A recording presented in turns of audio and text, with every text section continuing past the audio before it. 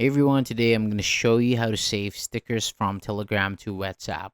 So this is helpful if you want to use your favorite Telegram stickers in other chats. So without further ado, let's get started. So first, I want you to open Telegram and go to any private chat group or channel. And then tap or click the smiley icon besides the message box.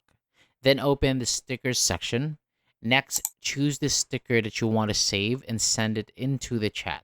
So this step is very important because you need to save the sticker from the message and not from the sticker preview. And once it appears in the chat, right click it on a computer, on a phone or tablet, tap and hold the sticker, and when the menu appears, click Save As. And then choose a folder where you want to save the file, rename it if needed, and then click Save.